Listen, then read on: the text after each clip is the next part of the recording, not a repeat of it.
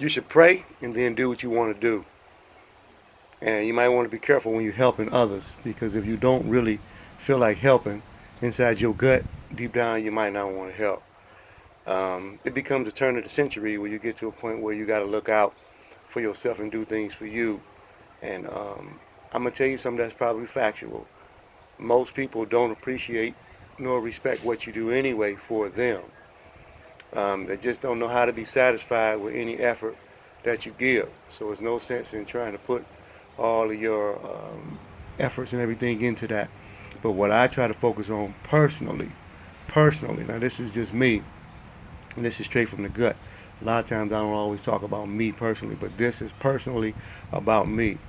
My connection, my vine or whatever runs straight from heaven down into my soul.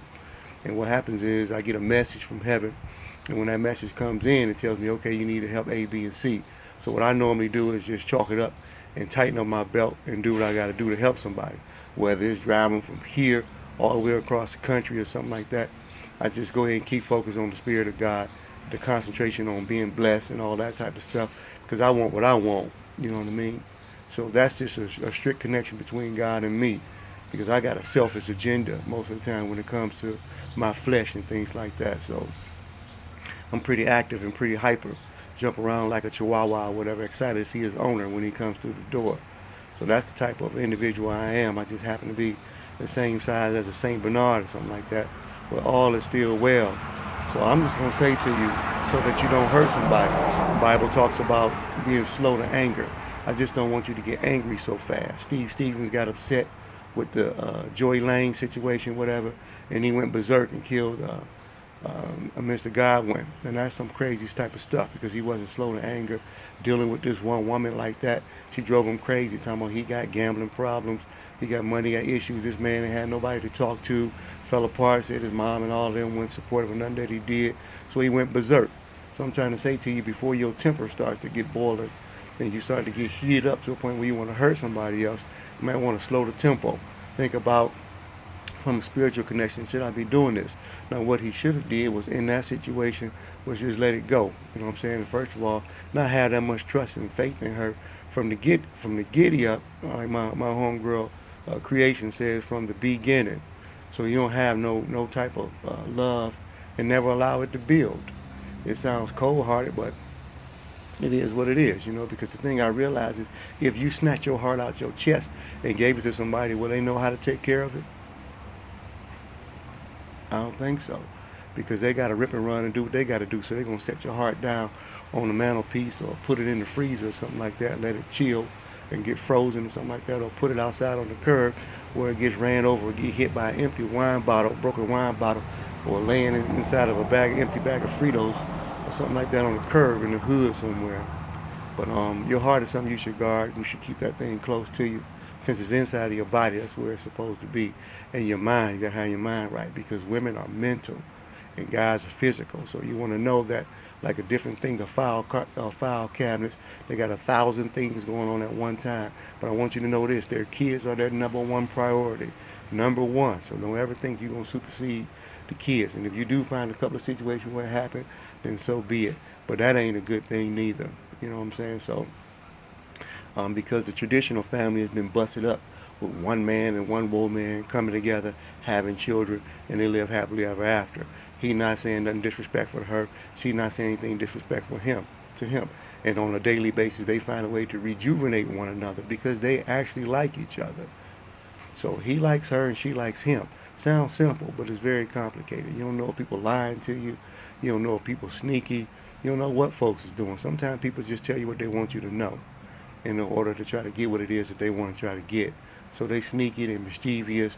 A lot of people don't have money. They don't have any real money to burn or toss around and throw. So when somebody's dealing with you, trust and believe they serious about their dollars. You might have a couple of the younger cats who don't mind going to the strip club or something like that and making it rain. But I'm hoping that their eyes don't start raining tears later on if they make it that far in their life. But they might have the reality, hey, listen, I'm out here.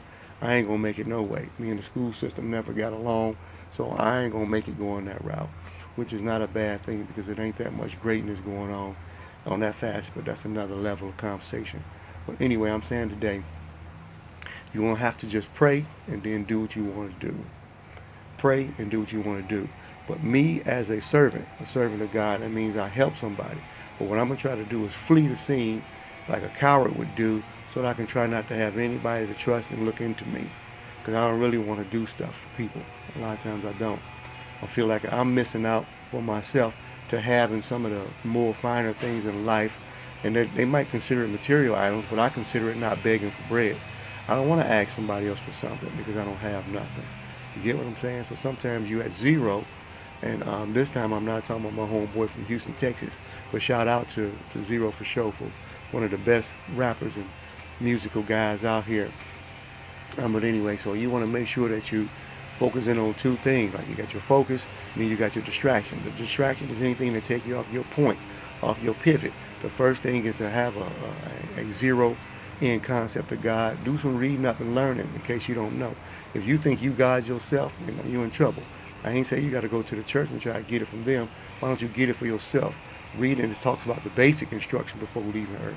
You need to find out what the basic things are. Find you some other books that talk about the spirituality, unless you can think of something that's higher than you. What? Did you create the earth? Did you create these flowers? You can't make no grass grow. You can't go to the cemetery with no alarm clock and make those people get up. You can't make no dead people that you love come back.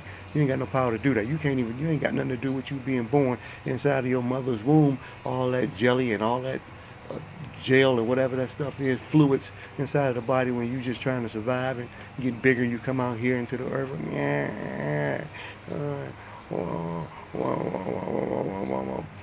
Come out here crying or whatever and looking like whatever you call it. But anyway, you just want to focus on what you got to do. Have your connection with God. Have your vine there, the creation, the creator. And then if you have an assignment, in my opinion, if you want to be blessed down the line while you're on this journey here, this tedious journey, while you're on it, I want Jesus to walk with me. Hold my hand, Lord, hold my hand. I want Jesus to walk with me while I'm on this tedious journey. I want Jesus to walk with me. Be my eyes, Lord, be my eyes. I see her walking by, she's so fine. I'm just blind to all of her beauty. I'm just blind, Lord, walk with me. I just help them who don't help me.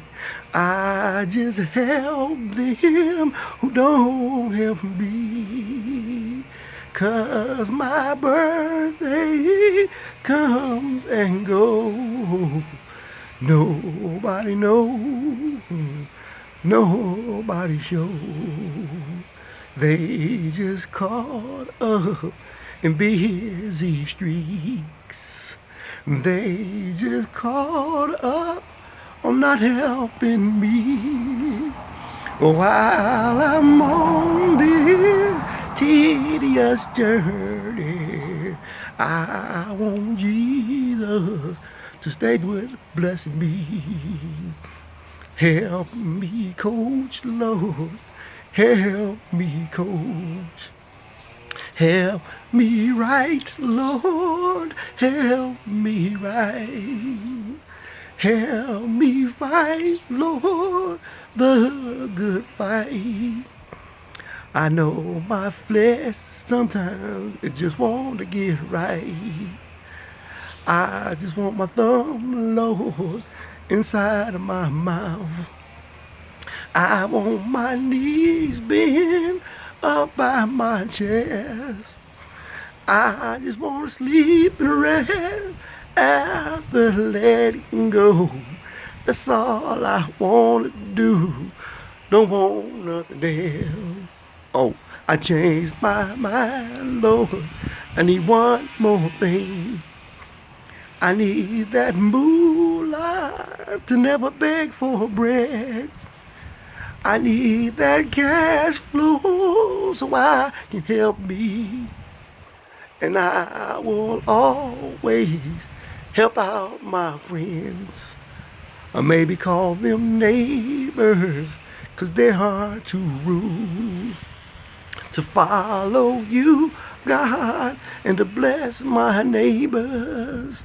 So I will tell you as a laborer, I'm gonna do what I need to and never walk with the devil.